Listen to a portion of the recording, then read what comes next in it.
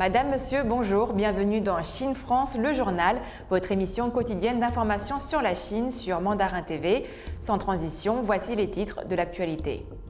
Le sommet du G20 s'est déroulé le 30 et 31 octobre à Rome. Les ministres chinois et français des Affaires étrangères se sont rencontrés. La Chine et la France conviennent de défendre le multilatéralisme. Le président chinois Xi Jinping a assisté au sommet du G20 par liaison vidéo, ainsi que son homologue russe Vladimir Poutine. La Chine et la France demandent une reconnaissance mutuelle des vaccins. Alors que la situation est qualifiée de grave et complexe par le gouvernement chinois, des provinces durcissent leur politique sanitaire pour enrayer la propagation du virus. Selon un communiqué publié la semaine dernière, en Chine, la construction de gratte-ciel trop haut sera limitée. Le musée de Shanghai et le musée Guimet lancent une exposition sur les céramiques qui se tiendra au musée de Shanghai du 29 octobre 2021 au 16 janvier 2022. Le conseiller d'État et ministre chinois des Affaires étrangères Wang Yi et son homologue français Jean-Yves Le Drian se sont engagés à préserver le multilatéralisme lors de leur rencontre samedi à Rome en marge du sommet des dirigeants du groupe des 20 G20. Le ministre chinois des Affaires étrangères, Wang Yi, a déclaré que les deux parties doivent donner suite au consensus important auquel sont parvenus les deux chefs d'État, respecter les intérêts fondamentaux l'un de l'autre, prendre en compte les préoccupations légitimes de l'autre et maintenir le fondement politique des relations bilatérales afin d'obtenir des résultats plus fructueux dans leur coopération pratique. Il a noté que la paix, la sécurité et le développement internationaux sont actuellement confrontés à de graves défis dans un contexte de résurgence répétée de la Covid-19 et de reprise économique mondiale morose, ajoutant que la Chine appelait à la solidarité plutôt qu'à la division et à la coopération plutôt qu'à la confrontation, ce qui est également un appel commun de la communauté internationale. Il a souligné qu'en tant que membre permanent du Conseil de sécurité des Nations Unies, la Chine et la France doivent rester très vigilantes sur les paroles et actes qui, sur la scène internationale, tentent de créer la confrontation et de déclencher une nouvelle guerre froide, préserver fermement le multilatéralisme, s'opposer à l'hégémonisme, à l'unilatéralisme et au protectionnisme et faire preuve du sens des responsabilités en tant que grand pays. Le ministre français des Affaires étrangères, Jean-Yves Le Drian, a de son côté déclaré que la France attachait une grande importance à la mise en œuvre de l'important consensus atteint par les deux chefs d'État, ajoutant que la France adhérait fermement à la politique d'une seule Chine et respectait le principe de la souveraineté des États. Il a souligné que la France soutenait fermement le multilatéralisme et avait toujours traité les différends par le dialogue plutôt que la confrontation sur la base du respect mutuel. Il a déclaré que la France est prête à continuer à renforcer la communication et la coordination avec la Chine dans des cadres multilatéraux tels que le Conseil de sécurité des Nations Unies et le G20. Les présidents Xi Jinping et Vladimir Poutine ont plaidé samedi au sommet du G20 pour une reconnaissance mutuelle des différents vaccins anti-Covid-19 disponibles, en particulier entre pays membres du groupe des 20 grands pays industrialisés G20, dont fait partie la Chine et la Russie. La question de la reconnaissance de certains vaccins anti-Covid, notamment ceux fabriqués par la Chine et la Russie, par les autres pays, notamment européens, reste toujours posée. Nombreux sont ceux qui appellent à une reconnaissance internationale de l'ensemble des vaccins homologués par l'OMS afin de lever tout équivoque sur l'efficacité de ces traitements et permettre une reprise conséquente du secteur aérien au niveau mondial. Toutefois, pour de nombreux observateurs, la question de la reconnaissance mutuelle de ces vaccins par ces pays est d'ordre politique, voire économique, en raison des conflits qui opposent les pays concernés. C'est dans le but de lever cet équivoque que la Chine et la Russie, deux pays leaders dans la fabrication des vaccins, ont appelé leurs homologues du G20 à une reconnaissance mutuelle des vaccins contre la Covid-19. En effet, le président chinois Xi Jinping et son homologue russe Vladimir Poutine ont plaidé au sommet du G20 qui s'est tenu le 30 et le 31 octobre à Rome et auquel ils ont participé à distance pour une reconnaissance mutuelle des vaccins anti-Covid disponibles, en particulier entre pays membres du groupe des 20 pays industrialisés G20. L'Organisation mondiale de la santé a homologué Sinopharm et Sinovac. Le vaccin russe, quant à lui, est toujours sous examen, mais ni les États-Unis ni l'Agence européenne des médicaments n'ont homologué les vaccins chinois, pas plus que le vaccin russe. La Commission de la santé en Chine a annoncé une nouvelle vague épidémique qui s'est étendue à 14 provinces où de nouveaux cas transmis localement ou de porteurs asymptomatiques ont été signalés au cours des 14 derniers jours. Une situation grave et complexe, ce sont les mots du gouvernement chinois qui a décidé de durcir les restrictions sanitaires dans la capitale chinoise au moment où le pays dans son ensemble fait face à un rebond épidémique de Covid-19. Sur le plan sanitaire, la situation est grave et complexe, a déclaré ce samedi 30 octobre devant la presse le porte-parole du ministère de la Santé, Mi Feng, soulignant la rapidité de circulation du virus. La proportion de cas graves est également plus élevée que lors des précédents rebonds épidémiques, a fait remarquer une responsable du ministère de la Santé, Guo Yanhong. D'après elle, 40% des malades ont plus de 60 ans.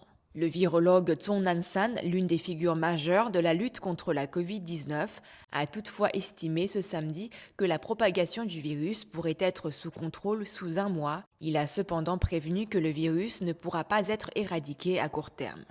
La partie continentale de la Chine a signalé ce dimanche 31 octobre 2021 71 nouveaux cas de Covid-19 transmis localement, a annoncé la Commission nationale de la santé dans son rapport quotidien. Aussi, par précaution, quelques 6 millions de Chinois à travers le pays font l'objet d'un confinement strict.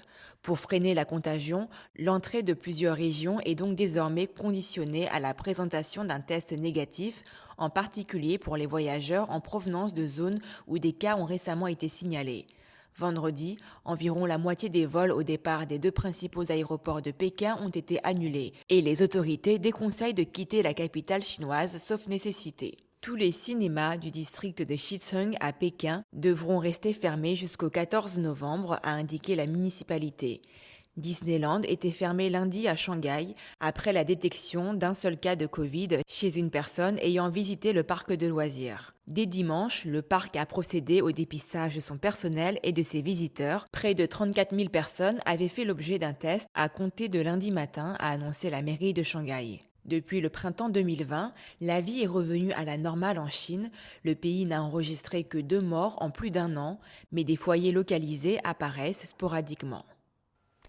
La construction d'immeubles de plus de 150 mètres de haut sera désormais très limitée dans les villes chinoises de plus de 3 millions d'habitants et ceux de plus de 250 mètres seront même interdits.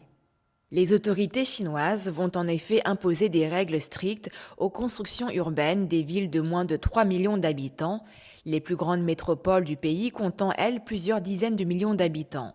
Le gouvernement chinois a annoncé que la construction de gratte-ciel de plus de 150 mètres sera désormais strictement limitée dans ces villes. Celle de bâtiments de plus de 250 mètres sera même interdite.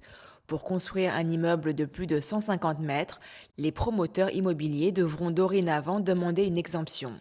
Ces dernières années, régulateurs et spécialistes de l'urbanisme ont mis en cause la nécessité de ces immeubles géants dans des villes moyennes. Les craintes concernant la sécurité de ces géants urbains sont souvent relayées dans les médias, comme les incendies qui ont touché les tours de 2 villes chinoises cette année. Le gouvernement a également reconnu les problèmes écologiques que posaient ces immeubles surdimensionnés, dont la construction est gourmande en ressources. Le ministère du Logement et du Développement urbain et rural dit en effet vouloir que les villes contrôlent plus strictement l'impact écologique de ces constructions. La Commission nationale du développement et de la réforme avait déjà restreint la construction d'immeubles de plus de 250 mètres et interdit les gratte-ciels de plus de 500 mètres dans les villes de plus de 3 millions d'habitants. Organisée par le musée de Shanghai et le musée Guimet de France, une exposition consacrée aux céramiques s'est ouverte le 28 octobre à Shanghai, présentant au public des œuvres en céramique venant de 13 musées et établissements de 7 pays différents. L'événement cherche à mettre en lumière les échanges économiques et culturels durant le processus de la mondialisation. Sophie Macario, présidente du Musée national des arts asiatiques, Guimet, évoque les objets d'exception, l'histoire des porcelaines. C'est aussi celle d'une mondialisation des échanges entamés dans le XVIe siècle entre Europe et Chine.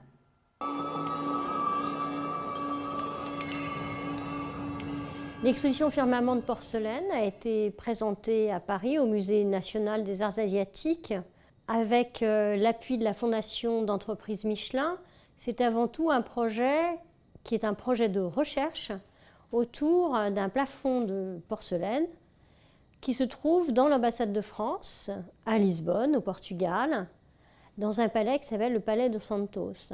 Cet ensemble est exceptionnel, d'abord parce qu'il a survécu au grand tremblement de terre de Lisbonne en 1755, et aussi parce qu'il conserve un ensemble remarquable de pièces de porcelaine chinoise destinées à l'exportation et arrivées en Europe dès le XVIe siècle. Il est assemblé en fait au début du XVIIe siècle et forme une sorte de pyramide sur un fond laqué en noir.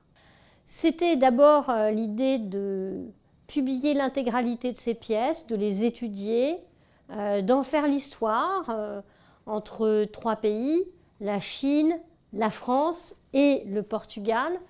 Et puis très vite nous avions eu envie de partager cette aventure en quelque sorte du voyage des porcelaines bleues et blancs avec le public parisien et puis ensuite avec le public chinois.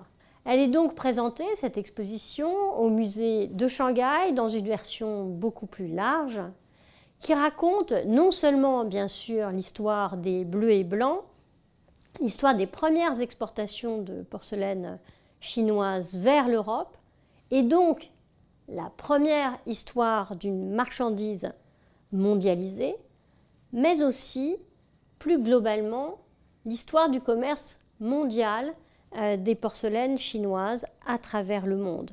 Donc le thème est élargi par rapport à Paris, le catalogue est différent, mais à la suite de ce travail sera surtout publié un important ouvrage qui est le résultat de toutes les études qui ont été menées entre des chercheurs donc de plusieurs nationalités.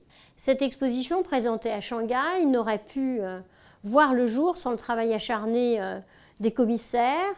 Jesse Chen, le commissaire chinois qui est un des conservateurs du musée de Shanghai, et à Paris, Hui Chung-Tsao et Claire Delry en charge des porcelaines chinoises du musée Guimet.